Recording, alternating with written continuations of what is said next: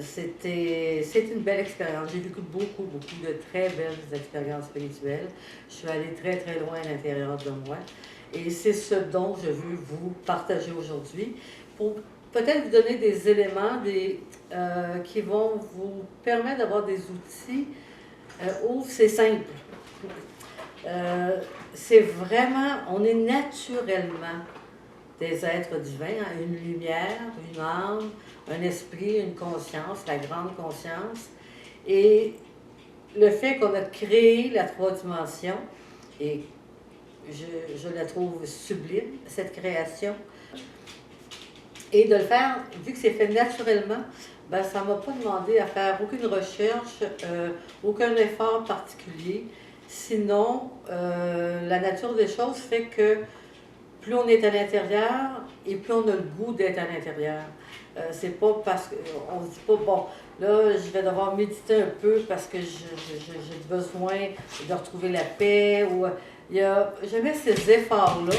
C'est davantage, ça se fait naturellement que tu as le goût d'y aller. C'est comme, ah, j'ai le goût de retrouver cette paix-là. Oh, là, j'ai 56 problèmes, on va mettre ça à off. De toute façon, ils vont être là après. Alors, on peut, et ça se fait comme ça. Ça ne prend pas, je ne suis pas une personne qui médite, là, pendant des heures, j'ai jamais fait ça. Moi, je ferme les yeux, je dis quelques mots qui me permettent d'ouvrir mon cœur, et par la suite, tout se fait, tout se passe naturellement, généreusement, avec la paix, avec la joie. Après ça, on développe des outils d'empathie, de compassion, de bonté, au-delà de nos pensées. Tu sais, ah, je veux être empathique. Qu'est-ce que je dois faire pour que mon cœur s'ouvre, que je découvre l'empathie ou la compassion? Bon, ça peut être un chemin, parce que beaucoup cherchent, mais en fait, tout se trouve en vous. Tout. Non seulement les sentiments, les émotions, mais aussi tout ce qu'on crée. Hein. La conscience pure, on en est. Alors là, je parle de ma vision à grand déploiement. Ma belle Jo, je vous présente Jo, mon amour chienne. S'il te plaît, est-ce que tu peux me laisser parler un petit peu? Donc, la suite. Pour ma vision globale, je vous dirais que pour faire un schéma simple, il y a la grande conscience qu'on appelle Dieu, qu'on appelle le Créateur, enfin tous les noms qu'on peut lui donner. Il y a l'esprit, hein, qui est son souffle, si on veut, et cet esprit diffuse les informations dans une forme de ce qu'il est, une lumière pure. On va parler bien sûr de vibration, de fréquence, qui permet finalement à de grandes vibrations à s'insérer, créer une forme dans laquelle l'âme va pouvoir vivre. Cette lumière va non seulement vivre, mais elle est le tout dans le tout. C'est comme le principal passage qui est vraiment extraordinaire, là, qui nous amène ailleurs, qui nous amène dans un amour inconcevable pour l'humain, d'une façon vraie, simple et naturelle. Tout ce qui nous est demandé finalement, c'est de s'y arrêter. On peut s'y arrêter avec, bon, c'est ce qui est peut-être l'instrument le plus utilisé. C'est bien sûr, j'allais dire la contemplation. On va aller un peu à côté, voyons, de faire de la méditation. Voilà le mot que je cherchais. Alors la méditation, c'est bien parce qu'on s'arrête, on essaie d'arrêter les idées là, qui viennent nous embrouiller. Mais quand on y arrive, bon, on tombe dans une belle stabilité, dans une belle paix, dans quelque chose de très réconfortant, de très sécurisant. Alors c'est fabuleux, mais disons que c'est vraiment le premier point. Il y a la méditation qui nous emmène là, mais il y a aussi beaucoup d'autres façons d'y parvenir. Pour moi, plus simple, plus naturel que de vouloir... on veut comme un peu arrêter le temps, mais en fait, il n'y en a pas de temps. Donc, c'est un peu comme, ça semble contradictoire, mais comme le temps n'est que là, croyez-moi qu'on peut prendre des chemins, pour moi, qui ont été beaucoup plus faciles, beaucoup plus naturels, et qui m'ont emmené dans des sphères extraordinaires, vraiment. Euh, c'est ces expériences-là que je vais vous partager, mais c'est des expériences très profondes, mais qui sont toujours faites de façon vraiment naturelle, vraiment paisible. J'ai rarement demandé, ah ben là, j'aimerais bien savoir c'est quoi ça veut dire ça, ou expliquez-moi pourquoi je vis ça. C'était comme, depuis toujours, moi, c'est ainsi. Si c'est ainsi, c'est, donc c'est bien. Pourquoi que j'avais cette mentalité-là? Je me souviens qu'à l'âge de 10-12 ans, je parlais à ma mère et je lui dis écoute, moi, là, je sais. Parce que le je suis puis il y a le je sais. Hein. Pour moi, c'est deux points très importants. Je dis à ma mère je sais que la vie est sacrée, mais on la prend trop au sérieux. Alors, je comprends pas ce que je te dis. J'étais vraiment jeune. Et ma mère non plus. Alors, ma mère, c'était un peu un ange. Elle m'a regardé, puis elle a souri. Ben, elle dit écoute, pour moi, c'est sacré, faut le prendre au sérieux. Moi, mais je dis, non, ça, je le sais. Un jour, je vais le comprendre. Ça a toujours été ma façon de travailler. Je ne veux pas comprendre avant de savoir ce je sais. C'est le je sais qui s'installe. C'est vraiment comme avoir un éveil. C'est une vague qui entre. Tout ton corps, quand même, réagit. Hein, c'est de l'information, quand même, à haut niveau. Bon, on va parler de fréquence, un haut niveau d'énergie qui vient prendre la place. Là, il faut tout que les atomes, il faut tout que l'intérieur du corps prenne le temps de digérer. C'est comme des nouveaux codes. Hein. Puis quand il rentre un nouveau code, il faut qu'il y en ait un ancien qui sorte. Donc, ça crée quand même une fatigue, des moments un peu d'étourdissement, mais c'est rien par rapport à ce que ça nous apporte. Et ça peut prendre 5 secondes, ça peut prendre 5 ans avant de saisir l'information qui vient d'entrer. Alors, dépendamment toujours de nos niveaux de fréquence. Alors ça, j'en ai vraiment vécu plusieurs, et ça va être un grand plaisir de vous les partager. Alors, on va commencer quand même par cette vision que l'être humain, bon, vous comprenez que pour moi, on est divin, on vient créer un univers, une planète, des univers, des planètes, et on décide de créer une forme. On décide d'avoir une structure. Alors, c'est sans doute un gros travail pour arriver à créer un corps dans lequel le divin est. Malgré que ce corps soit complexe, magnifique, que le cerveau nous amène à aller très très loin au niveau de la science, comme de la technologie, comme dans l'art aussi. C'est fabuleux ce qu'est un être humain. Mais l'être en tant que tel, le créateur de ce personnage qu'on va venir vivre en expérimentant, ça c'est un mot pour moi qui... J'ai hâte d'en trouver un autre plus significatif, parce que expérimenter, tout de suite, c'est comme évoluer. On parle d'une notion de temps. Et la notion de temps demeure tout à fait réaliste au niveau de notre personnage. Mais au niveau de notre lumière, il n'y en a pas. Moi, où je suis allée le plus profondément dans mes expériences, il n'y a vraiment rien. Mais rien, il n'y a pas, il y a pas d'espace. Tout est. C'est pas facile à mettre des mots. Puis il n'y a sûrement pas de temps, et ça arrive, notre création, on la fait au fur et à mesure. Là, on parle de la Terre, mais on en fait aussi dans bien d'autres sphères, et bien d'autres, c'est même plus des univers, c'est même plus de l'espace, c'est des créations qu'on ne peut pas concevoir encore en tant qu'être humain, que l'on vit, que l'on expérimente.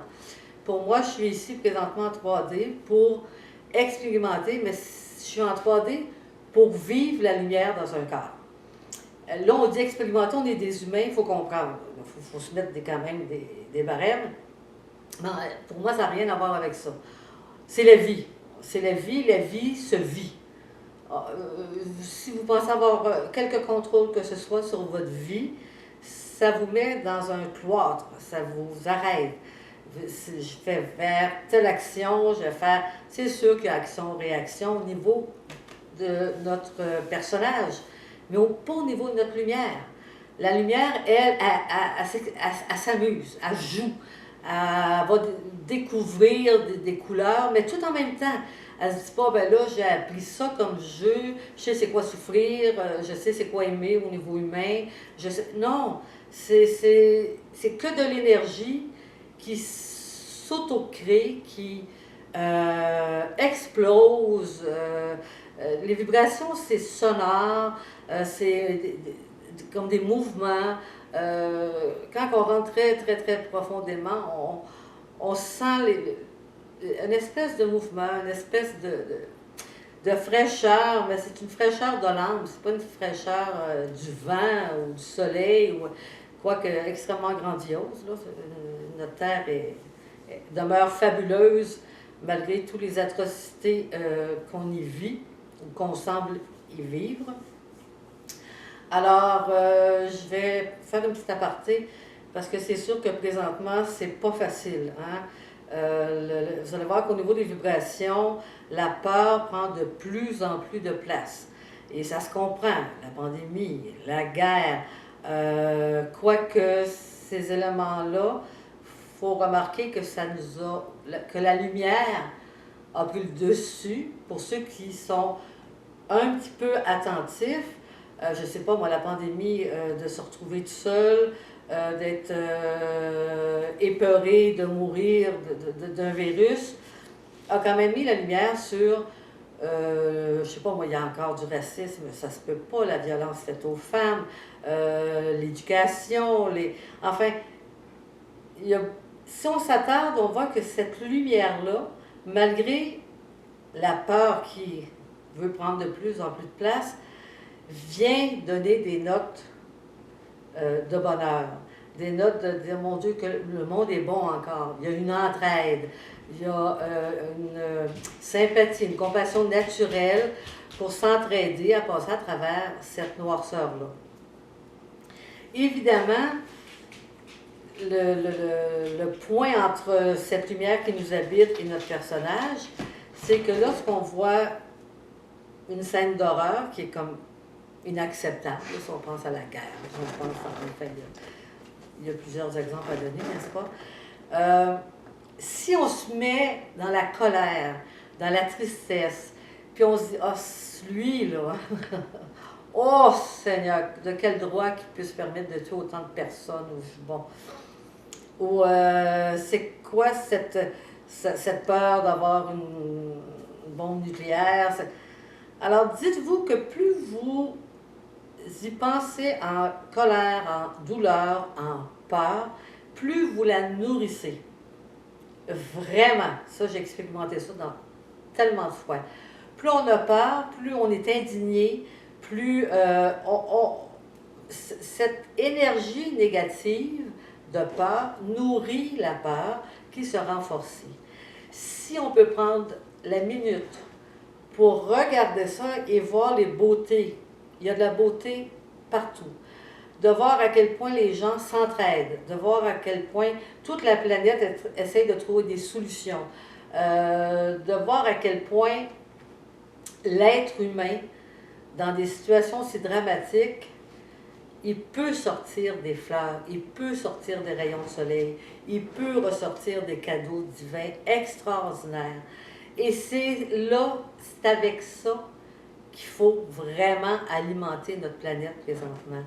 Avec la foi, avec le besoin, pas le besoin, le côté naturel de voir la beauté qui se cache derrière ces horreurs. Il y en a toujours, excuse-moi ma beauté, il y en a toujours. Mais faut-il prendre le temps de la voir et de l'expérimenter, d'en être touché? Si on voit une scène d'horreur, on est touché automatiquement. Hein? les larmes nous viennent aux yeux, qu'est-ce qui vient d'arriver? Ça se peut pas. Alors, l'être humain, le divin en soi, c'est cette émotion de se reconnaître dans l'autre. C'est ça, oui, ma beauté. C'est cette façon de, enfin, pouvoir dire, on est unis. On est unis. Une autre chose que la pandémie a amené au niveau de la lumière, on est tous unis sur une sphère extraordinaire où on vient expérimenter, où enfin on vient jouer